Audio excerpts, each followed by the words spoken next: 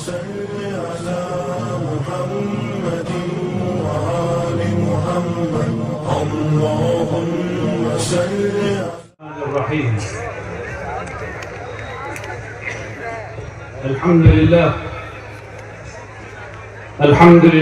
وكفى، والصلاة والسلام على عباده الذين اصطفى، خصوصا على أفضلهم وخاتم النبيين محمد الصادق الأمين وعلى آله وصحبه أجمعين. أما بعد،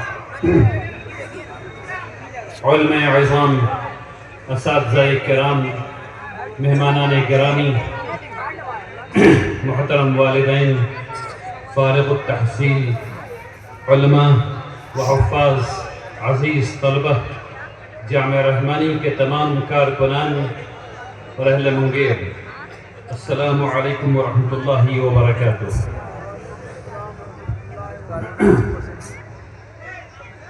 اللہ سبحانہ و تعالیٰ کا احسان ہے، اللہ کا لاکھ لاکھ شکر ہے کہ اللہ تبارک تعالیٰ نے ہم سب لوگوں کو یہ توفیق عطا فرمائی کہ ہم سب لوگ قرآن اور سنت کی نسبت سے سجائی ہوئی اس مجلس میں اپنی حاضری درج کرا سکیں، اور یقیناً یہ اللہ کی توفیق کے بغیر ناممکن تھا۔ اس لیے شکر ہے اس ذات کا جس نے ہمیں توفیق دی کہ ہم اس کا شکر ادا کر سکیں۔ سبحان اللہ و بحمدہ، سبحان اللہ العظیم۔ اپنی بات شروع کرنے سے پہلے میں آپ کے سامنے ایک گزارش رکھنا چاہتا ہوں۔ ہمارے درمیان جامعہ رحمانی کے استاد حدیث حضرت مولانا جناب عبدالسبحان صاحب رحمانی اب نہیں رہے رحمۃ اللہ علیہ، اور آج ہمارے ایک مہمان جو کشن گنج سے تشریف لائے تھے، جناب اسیر الدین صاحب ابن محمد کلیم الدین صاحب، انہیں ہارٹ اٹیک آ گیا اور وہ بھی اس جہاں سے کوچ کر گئے۔ انا للہ و انا الیہ راجعون۔ یقیناً ہم سب لوگ اللہ کی جانب سے ہیں اور اسی جانب لوٹ جانا ہے۔ اللہ تبارک تعالیٰ ان دونوں حضرات اور تمام لوگ جو جا چکے ہیں ان کی مغفرت فرمائے، انہیں جنت الفردوس العالی میں جگہ نصیب فرمائے، آمین یا رب العالمین۔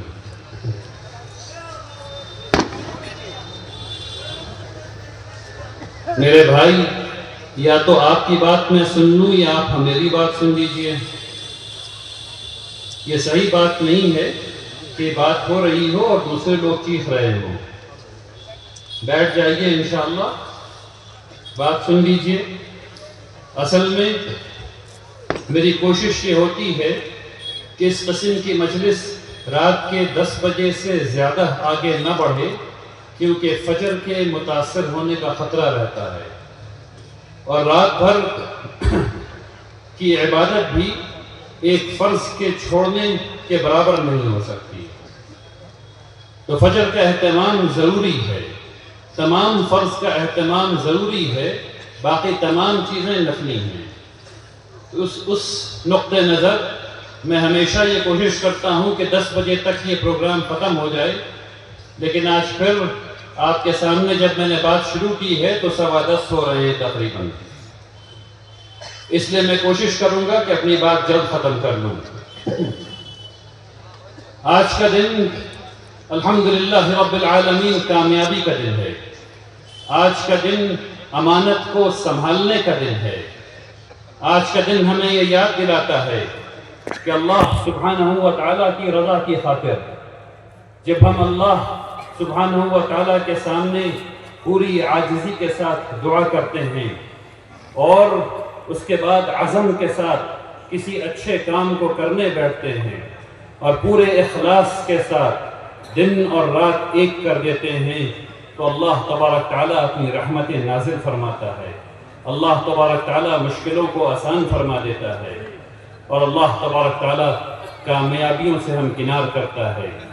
یہ جو دستار ہمارے فضلاء کے سر پر بندھی ہوئی ہے، ہمارے حفاظ کے سر پر بندھی ہوئی ہے، یہ اس بات کی ضامن ہے جو میں نے ابھی آپ کے سامنے کہی ہے۔ حفظ کرنا کوئی آسان کام نہیں ہے، عالم بننا کوئی آسان کام نہیں ہے۔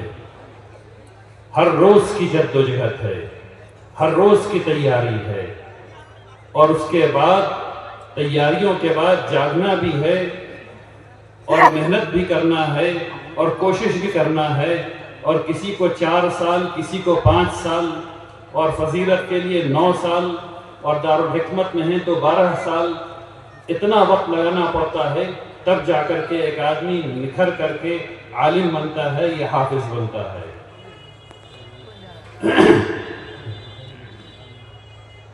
اس کامیابی کے پیچھے بہت سے لوگوں کا ہاتھ ہوتا ہے۔ اللہ تبارک تعالیٰ ان سب سے قبول فرمائے۔ سب سے پہلے میں شکریہ ادا کرنا چاہتا ہوں اپنے تمام مہمانان گرامی کا، تمام رضاکار حضرات کا، اہل منگیر کا۔ آپ تمام حضرات ملک کے کونے کونے سے یہاں آتے ہیں، خاص کر کے صوبہ بہار کے کونے کونے سے یہاں آتے ہیں، مختلف سمتوں سے آتے ہیں، اس عقیدت اور محبت کے اظہار میں آتے ہیں جو آپ کے دل میں ہے۔ اور یہ صرف عقیدت اور محبت ہی نہیں ہے، یہ آپ کا تعلق ہے جو بانیان خانقاہ اور جامعہ سے ہے، جس کا ظہور آپ کے یہاں جب آپ آتے ہیں تو ہوتا ہے، اس تعلق کی تجدید ہوتی ہے۔ اللہ تبارک تعالیٰ آپ کے آنے کو قبول فرمائے، آپ کی محبتوں کو قبول فرمائے، آمین یا رب العالمین۔ بہت مبارکباد کے مستحق ہیں وہ والدین جنہوں نے یہ سوچا کہ ان کے گھر میں دین کا چراغ جلے، قرآن کا چراغ جلے، اور انہوں نے اپنے بچوں کو اس تعلیم کے لیے یہاں بھیجا۔ اللہ تبارک تعالیٰ آپ سے قبول فرمائے۔ ہم سب کو یہ احساس ہے کہ آپ نے کس طرح سے اپنے پیٹ کو کاٹ کر کے اپنی اولاد کو پڑھایا ہے۔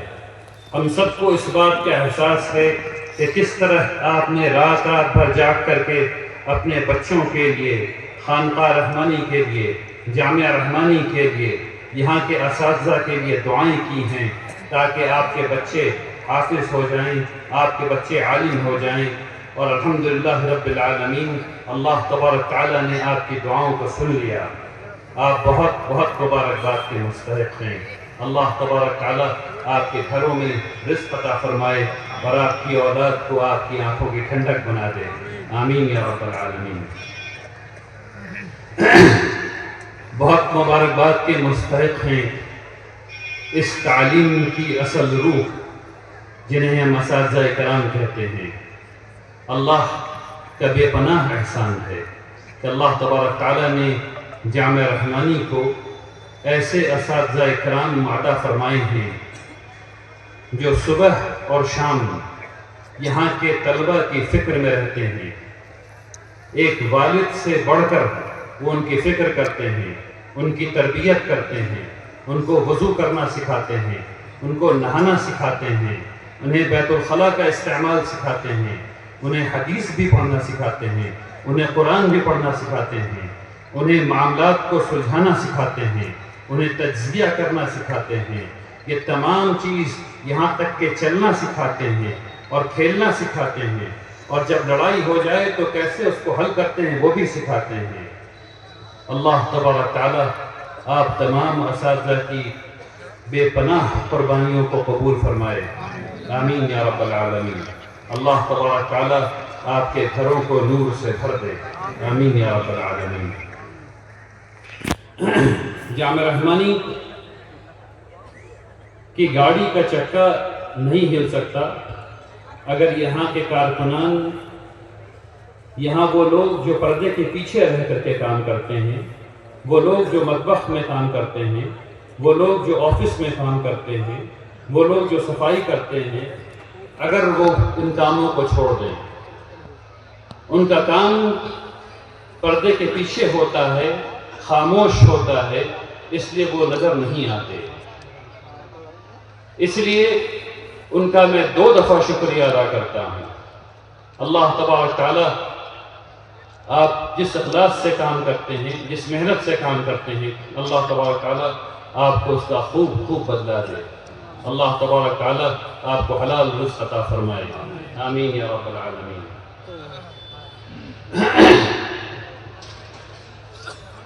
آج اس محفل میں ہمارے فارغ التحصیل علماء حضرات بیٹھے ہوئے ہیں۔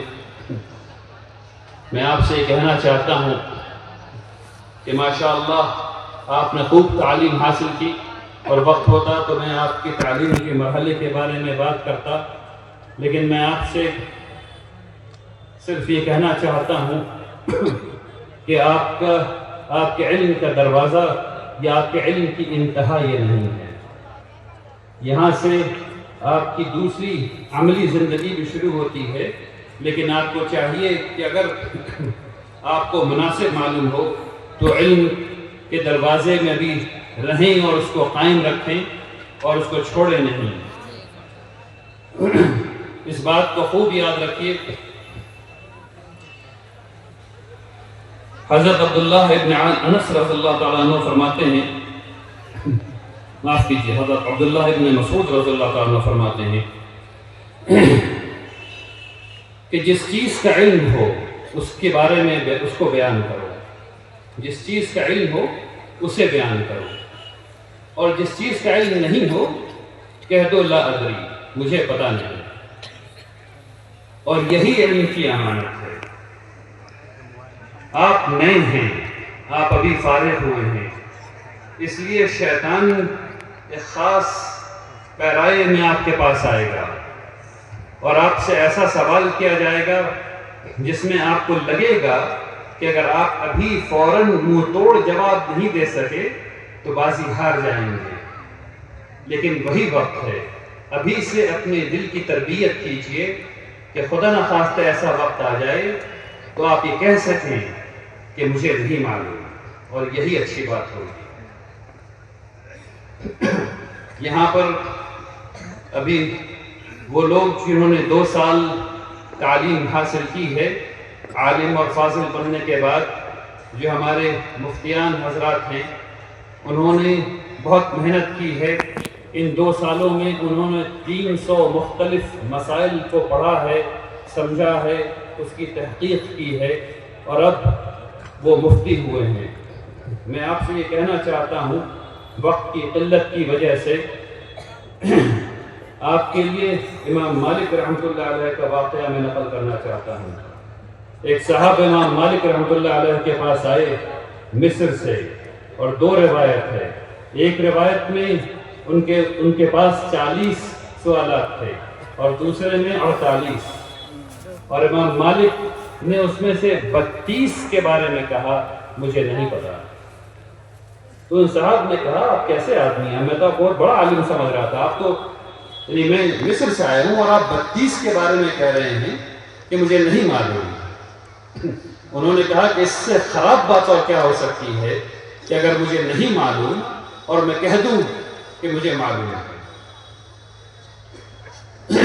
تو نہیں معلوم کہنا بری بات نہیں ہے، لیکن میں آپ دونوں حضرات سے کہنا چاہتا ہوں کہ شریعت کے معاملے میں ایک دفعہ تو نہیں معلوم کہنا اچھا ہے، لیکن پھر اس کو سیکھنا ضروری ہے، تو ضرور سیکھیں انشاءاللہ۔ ہمارے حفاظ یہاں موجود ہیں، میں آپ سے کہنا چاہتا ہوں کہ آپ کو اللہ سبحانہ و تعالیٰ کے شکر کے بعد آپ کو اپنے والدین کا شکر ادا کرنا چاہیے۔ رسول اللہ صلی اللہ علیہ وسلم کی حدیث ہے، خیرکم من تعلم القرآن وعلمہ، تم میں سب سے بہتر وہ ہے جو قرآن پڑھے اور پڑھائے۔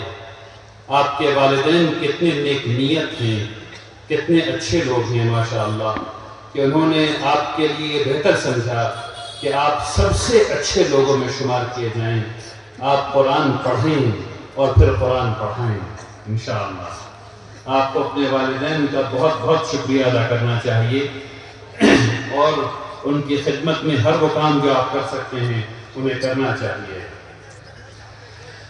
آپ کو یہ بھی میں بتانا چاہتا ہوں کہ آپ کے والدین نے اور آپ کے لیے کیا کیا ہے۔ آخرت میں قرآن کریم کو ہر انسان کے لیے کھڑا ہونا ہے، یا تو وہ اس کے خلاف گواہی دے گا یا اس کے لیے گواہی دے گا۔ اللہ کرے کہ قرآن آپ کے لیے گواہی دے، اور انشاءاللہ جب قرآن آپ کے لیے گواہی دے گا تو قرآن اللہ سبحانہ و تعالیٰ سے کہے گا یا اللہ اس نے مجھے پڑھا تھا، اس کو انعام دیجئے، تو آپ کے سروں پر ایک عزت والا تاج رکھ دیا جائے گا۔ پھر قرآن اللہ سے کہے گا یا اللہ کچھ اور دیجئے، تو آپ کو عزت والا لباس پہنا دیا جائے گا، اور پھر آپ سے کہا جائے گا پڑھتے جاؤ اور اوپر اٹھتے جاؤ۔ ہر ایک آیت جو آپ پڑھیں گے آپ کے درجات بلند ہوتے رہیں گے۔ یہ وہ چیز ہے جو آپ کو اس کم عمری میں آپ کے والدین نے تھال میں سجا کر کے دے دی ہے۔ بہت بہت مبارکباد کے مستحق ہیں آپ، جنہوں نے اپنی اولاد کے لیے اتنا اچھا چاہا۔ اب جب بھی یہ پڑھیں گے ان کا ثواب ان کے اساتذہ کو بھی ملے گا اور آپ کو بھی ملے گا انشاءاللہ۔ میں یہ باتیں اس لیے بھی آپ لوگوں کے سامنے بتا رہا ہوں کہ ہم لوگوں کی ضرورت ہے کہ ہم لوگ قرآن سے جڑے رہیں، اور حافظ اس کی سب سے مضبوط کڑی ہے۔ ہم لوگوں کو چاہیے کہ ہم اپنے اولاد کے لیے یہ چاہیں کہ وہ سب سے اچھے لوگوں میں شمار ہوں، اور اس کا سب سے آسان طریقہ یہ ہے کہ کم عمری میں انہیں حافظ بنا دیا جائے۔ اللہ کا شکر ہے کہ جامعہ رحمانی میں حفظ کے پروگرام میں اب ہم لوگ باقی تمام مواد بھی پڑھاتے ہیں، اور اس کے باوجود الحمدللہ ہمارے حفاظ اپنے معیار پر، یعنی کہ 6 دن کے اندر پورا قرآن بغیر کسی بڑی غلطی کے سناتے ہیں، اور جب وہ سنا لیتے ہیں تبھی انہیں حافظ کا درجہ دیا جاتا ہے۔ اللہ تبارک تعالیٰ آپ سب لوگوں سے قبول فرمائے، آپ کے والدین سے قبول فرمائے، آمین یا رب العالمین۔ جامعہ رحمانی نے نیا شعبہ قائم کیا 3 سال پہلے، اور وہ الحمدللہ بہت عمدہ کام کر رہا ہے۔ میڈیا آج کا سچ ہے، آج دنیا میڈیا کی زبان میں سوچتی ہے، ثقافتیں میڈیا کی زبان میں بنتی ہیں اور تباہ ہو جاتی ہیں۔ تہذیب کی جنگ میڈیا کے زبان سے لکھی جا رہی ہے اور لڑی جا رہی ہے۔ ابھی آپ نے ایک ویڈیو دیکھا، اور اس ویڈیو میں آپ نے خانقاہ رحمانی کی تاریخ کو دیکھا، آپ کے دل پر کچھ مختلف اثر ہو رہا تھا۔ میں یہاں بیٹھ کر آپ کے چہروں کو دیکھ رہا تھا، آپ کے دل پر کچھ مختلف اثر ہو رہا تھا۔ اگر اس پریزنٹیشن سے پہلے میں یہ بات کہہ رہا ہوتا تو آپ کو میری بات میں شاید اتنی صداقت محسوس نہیں ہوئی ہوتی۔ آج کا دور میڈیا کا دور ہے، میڈیا اسٹڈیز کا دور ہے۔ وہ 6 حضرات مبارکباد کے مستحق ہیں، اور میں امید کرتا ہوں کہ آپ رسول اللہ صلی اللہ علیہ وسلم کی اس حدیث پر ضرور عمل کریں گے۔ رسول اللہ صلی اللہ علیہ وسلم نے فرمایا کہ گناہ کے لیے یہ کافی ہے کہ جو سنو اس کو آگے بڑھا دو۔ گناہ کے لیے یہ کافی ہے کہ جو سنو اس کو آگے بڑھا دو، اور یہی میڈیا کا پہلا اصول ہے۔ اصول کیا ہے؟ جو سنو اس کو پرکھو، اس کو جانچو، اس کی تصدیق کرو، اور اس کے بعد پھر اس کو نشر کرو۔ مجھے آپ سے بڑی اچھی امیدیں ہیں۔ اللہ یہ 6 لوگ جنہوں نے اس میں ڈپلومہ حاصل کیا ہے، میں امید کرتا ہوں کہ یہ اسلام کے لیے 6 مینارے ثابت ہوں گے انشاءاللہ، آمین یا رب العالمین۔ اب میں آپ سے چند منٹ وقف کے موضوع پر بات کرنا چاہتا ہوں۔ وقف بل آیا، ہم لوگوں نے اس کو پڑھا، اور پڑھ کر کے یہ سمجھا کہ یہ اللہ کی شریعت میں مداخلت ہے۔ رسول اللہ صلی اللہ علیہ وسلم نے ہم لوگوں کو وقف کرنا سکھایا. ان سے ہمیں یہ تعریف ملی کہ وقف کیا ہوتا ہے، واقف کیا ہوتا ہے، متولی کیا ہوتا ہے، اور منشا کیا ہوتی ہے. اور ان سب کی اسلامی تعریفات یعنی ڈیفینیشنز موجود ہیں. اور یہ جب وقف بل آیا تو اس سے یہ پتہ چلا کہ اس نے جو اسلام کی روح ہے وقف کی وہ ختم کر دی ہے، اور اس کو پراپرٹی مینجمنٹ کا ایک ادارہ بنا دیا ہے. وقف اسلام میں پراپرٹی مینجمنٹ نہیں ہے. وقف اسلام میں ایک معاشرے کی مالی ریگڑ کی ہڈی ہے. میں پھر سے کہہ دیتا ہوں، وقف اسلام میں پراپرٹی مینجمنٹ نہیں ہے. وقف معاشرے کی ریڑھ کی وہ ہڈی ہے جو اس کو مالی طور پر مضبوط کرتا ہے. یعنی اسلام میں جو وقف کا تصور ہے وہ اس طرح سے ہے کہ اگر کسی ایک جگہ پر مسلمان ہیں تو وہ ایسے ادارے قائم کریں مسجد کے اطراف میں جس میں اس معاشرے کے بچے جب وہ پیدا ہوں تو وہاں وقف موجود ہو، چاہے وہ ڈاکٹر کی صورت میں موجود ہو، چاہے وہ نرس کی صورت میں موجود ہو. اور جب بچے بڑے ہوں اور مکتب جائیں تو وقف موجود ہو، تاکہ اگر والد کے پاس پیسہ نہیں ہو پڑھانے کا تو کوئی فرق نہیں پڑتا. اسلام کا علم کے ساتھ بے پناہ گہرا ربط ہے، اس لیے اس کے علم کا نظام بچپن سے موجود ہو، پھر چاہے والد کی استطاعت ہو یا نہیں ہو. اور وہ مکتب وقف کے ذریعے بنایا گیا ہو، اور اس میں استاذ کو جو تنخواہ مل رہی ہو وہ بھی وقف کے ذریعے بنایا گیا ہو. اور مکتب کی تعلیم کے بعد جب اسے مزید تعلیم کی ضرورت ہوگی تو وہ مدرسے میں جائے گا، اور مدرسہ بھی وقف کی جائیداد پر بنا ہوا ہو، اور اس کے اساتذہ کو بھی وقف کی جانب سے تنخواہ مل رہی ہو. اور اس کے بعد جب اسے جامعہ جانا پڑے، یا اسے ڈاکٹر بننا پڑے، یا اسے انجینئر بننا پڑے، یا اسے کسی بھی ڈسپلن میں پڑھائی کرنا پڑے، تو وقف موجود ہو جہاں وہ پڑھ سکے تاکہ وہ اپنی نہائی قوت تک پہنچ سکے. اور اس کے بعد جب اسے یا اس کے ساتھ ساتھ جب اسے اللہ کے سامنے سر جھکانے کی ضرورت پڑے تو مسجد بھی موجود ہو جو وقف کی زمین پر موجود ہو، اور جہاں امام صاحب کو وقف کے ذریعے سے تنخواہ مل رہی ہو. اور اگر وہ بیمار پڑ جائے تو وقف کا ہاسپٹل بھی موجود ہونا چاہیے. اور اس کے بعد جب اس کی موت آ جائے تو وقف کے لوگ ہونے چاہیے جو اس کو دفن کر سکیں، اور اس کی قبر کا پیسہ نہیں لیا جانا چاہیے. یہ وہ تصور ہے جو اسلام نے جس کی بیج رکھی، جس کو پروان چڑھایا، اور جو اس ملک میں بہت پھولا، بہت پھیلا پھولا نہیں بہت پھیلا. صرف 150 سال پہلے کی بات ہے. آپ کے دادا نے آپ کو یہ بتایا ہوگا، یا آپ کے پردادا نے آپ کے دادا کو بتایا ہوگا کہ اس مسجد کے لیے 20 گاؤں وقف ہے، اس مدرسے کے لیے 30 گاؤں وقف ہے، اس جگہ کے لیے 40 گاؤں وقف ہے. اور یہ آج بھی موجود ہے، یہ آج بھی موجود ہے. میں یہ بات آپ کے سامنے اس لیے کہہ رہا ہوں کہ اتنا بڑا اجتماع ہے، اگر ہم سب لوگ اس کی فکر کر لیں تو ہم سب لوگ مل کر کے جو ہے اس کو بچا بھی لیں گے اور نیا بنا بھی لیں گے انشاءاللہ. اب واپس جاتے ہیں وقف بل پر. وقف بل غیر شرعی تھا، وقف ایکٹ اس سے زیادہ غیر شرعی.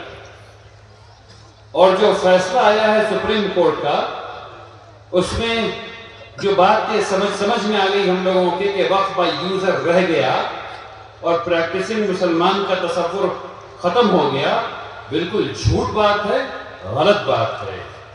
وقف بائی یوزر ختم کیا جا چکا ہے. صرف وہ جائیدادیں جو ابھی وقف بورڈ میں رجسٹرڈ ہیں، صرف اگر وہ وقف بائی یوزر کے زمرے میں ہیں تو صرف وہ رہتی ہیں، باقی کچھ نہیں رہتا ہے۔ اور بہار کے وقف بورڈ میں کل ملا کر کے 2900 جائیدادیں رجسٹرڈ ہیں، زیادہ سے زیادہ۔ بہار میں 2011 کے سروے کے مطابق 44,000 گاؤں ہیں، اور اس کے بعد میں سروے جو ریلیز نہیں ہوا اس کی الٹی خبر یہ آئی ہے کہ 66,000 گاؤں سے زیادہ ہیں۔ تو 66,000 کو چھوڑ دیتے ہیں، 44,000 گاؤں کے بارے میں بات کر لیتے ہیں۔ ان 44,000 گاؤں میں مسلمان رہتے تو ہیں یا نہیں رہتے ہیں؟ ہاں یا نہیں؟ تو مرتے بھی ہوں گے یا مسلمان نہیں مرتے؟ مرتے ہیں نا بھائی، تو دفن بھی ہوتے ہوں گے، کیونکہ مسلمان بہائے کو جاتے نہیں ہیں ندی میں، یا جلائے بھی نہیں جاتے ہیں، تو دفن ہوتے ہیں۔ تو ان 44,000 گاؤں میں ایک قبرستان تو ہوگی۔ رجسٹرڈ کتنا ہے؟ 2900۔ قبرستان کتنی ہے کم سے کم؟ اچھا، شہر کے بارے میں نے بات ہی نہیں کی ہے۔ پٹنہ، مظفر پور، منگیر، یہ سب شہر جو ہے اس کو چھوڑ دیا ہے۔ 207 شہر ہیں، ان کو چھوڑ دیا ہے۔ تو جہاں مسلمان رہتے ہوں گے وہاں مسجد تو ہوگی ایک نئے، تو 44,000 مسجد ہو گئی۔ وہاں مکتب تو ہوگا ہی، وہاں چاپا کل تو ہوگا ہی۔ ابھی میں نے کوئی اور عیدگاہ کی بات نہیں کی ہے، ابھی میں نے اسکول کی، کالج کی، لائبریری کی، یونیورسٹی کی، کسی کی بات نہیں کی ہے، ہاسٹل کی، دارالاقامہ کی کوئی اور بات نہیں کی، مدرسے کی کوئی بات نہیں کی ہے۔ تو 1,22,000 تو ایسے ہی ہو گیا بغیر کسی چیز کو جوڑے ہوئے۔ اب بتائیے کوئی وقف بائی یوزر کی چیز بچ رہی ہے؟ نہیں، یہ کھیل ہے۔ اور آپ کو یہ جاننا چاہیے کہ جمہوریت میں کھیل کیسے کھیلتے ہیں۔ اگر آپ بیدار نہیں ہیں تو آپ نہیں ہیں۔ میں جملے کو دوبارہ کہہ دیتا ہوں، اگر آپ بیدار نہیں ہیں تو آپ نہیں ہیں۔ آپ کو جو بات میں نے ابھی بتائی ہے، یہ گاؤں گاؤں، قریہ قریہ پہنچانا ہے، شہر شہر پہنچانا ہے، تاکہ لوگ بیدار رہیں۔ یہ چیز احتجاج کے بغیر ختم نہیں ہو رہی، احتجاج ہونا ہی ہوگا، تب یہ چیز ختم ہوگی۔ سپریم کورٹ نے جو عبوری فیصلہ دیا ہے اس میں بھی احتجاج کرنا ہے۔ کس طریقے سے؟ ابھی جو یہ بات کہی جا رہی ہے کہ وقف بورڈ میں رجسٹر کرا لو، صحیح بات ہے، میں اس کو آپ کو سمجھانے کی کوشش کرتا ہوں۔ ہم لوگ کہہ کیا رہے ہیں؟ ہم لوگ یہ کہہ رہے ہیں کہ ایک بالعموم شرعی ایکٹ تھا 1995 کا، جس میں وقف کی، واقف کی، منشا کی اور متولی کی تعریفات اسلامی تھیں، اور وقف ایکٹ 2025 میں یہ سب غیر اسلامی ہیں، اس میں کوئی شبہ نہیں ہے۔ ہم یہ کہہ رہے ہیں کہ وہ جائیدادیں جو رجسٹرڈ ہیں، جو کروائی گئی تھی اس فکر کے ساتھ کہ یہ ایکٹ شرعی ہے 1995 کا، اس کے ذریعے وہ ان جائیدادوں کو اب رجسٹر کرا لو ایک غیر شرعی ایکٹ میں۔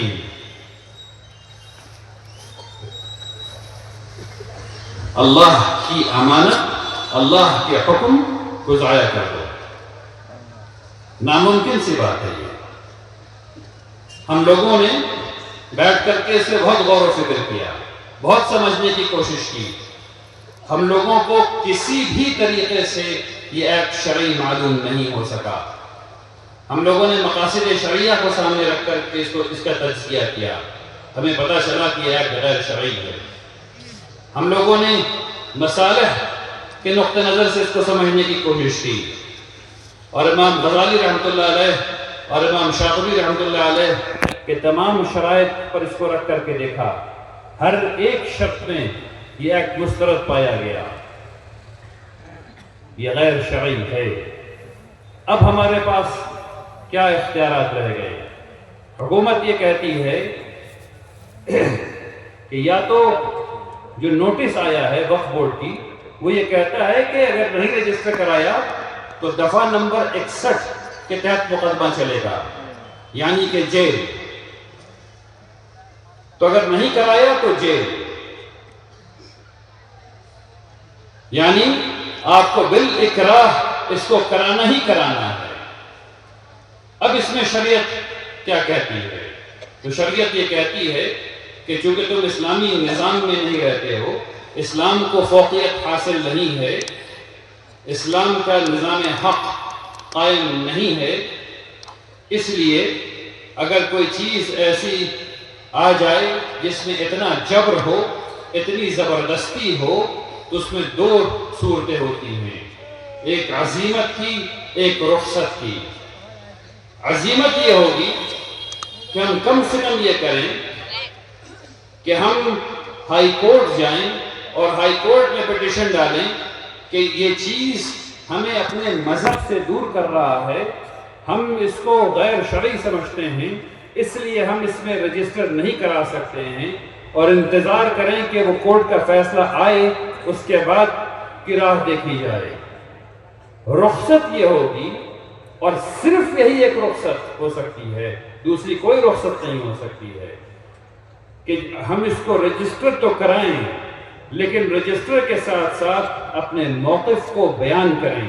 یعنی حکومت کو یہ بتائیں کہ میرے اس رجسٹریشن سے ہرگز نہیں سمجھا جائے کہ ہم اس ایکٹ کو صحیح سمجھتے ہیں، ہرگز نہیں سمجھا جائے کہ ہم اس ایکٹ کو جائز سمجھتے ہیں، ہرگز نہیں سمجھا جائے کہ ہم اس ایکٹ کو شرعی سمجھتے ہیں، ہم اس ایکٹ کو غیر شرعی سمجھتے ہیں، ہم اس ایکٹ کو غیر دستوری سمجھتے ہیں، ہم اس ایکٹ کو بنیادی حقوق کی پامالی سمجھتے ہیں، اور ہم صرف اس کے رجسٹر کرا رہے ہیں کیونکہ ہمارے پاس اختیار نہیں ہے. آپ نے کہا ہے کہ 20,000 سے 1,00,000 روپے تک کا جرمانہ دو، یا جیل جاؤ، یا پھر رجسٹر کراؤ. تو اس جبر کی وجہ سے ہم رجسٹر کرا رہے ہیں، اور صرف وہ اس کو لکھ کر کے نہ صرف اپلوڈ کریں بلکہ اس کو سپریم کورٹ کے ججز کو بھیجیں، لا منسٹر کو بھیجیں، مائنورٹی کمیشن کو بھیجیں، اور مختلف اداروں کو بھیجیں، تاکہ یہ بات جگ ظاہر ہو جائے کہ مسلمان احتجاج کے طور پر اس کو درج کرا رہے ہیں، کیونکہ ان کے پاس کوئی اور راستہ نہیں بچا تھا، اور مسلمان ایک امن پسند قوم ہے، اس لیے وہ یہ کام کر رہی ہے. لیکن میں آپ کو پھر بتا دوں کہ اس سے مسئلہ حل نہیں ہوگا، احتجاج ہی ایک راستہ ہے جس سے کچھ ہو سکتا ہے. تو آپ لوگوں کو انتظار کرنا چاہیے امارت شرعیہ کا اور تمام ملی جماعت کا کہ وہ اس نقطہ نظر، ان کا نقطہ نظر کیا بنتا ہے، اور اس پر جو آپ سے کہا جائے اس کو کیجئے انشاءاللہ. میں سمجھتا ہوں کہ میں نے اپنی بات وقت کے موضوع پر واضح کر دی ہے. اللہ تبارک تعالی آپ سب لوگوں کے آنے کو قبول فرمائے. اللہ تبارک تعالی ہمارے حفاظ کو، ہمارے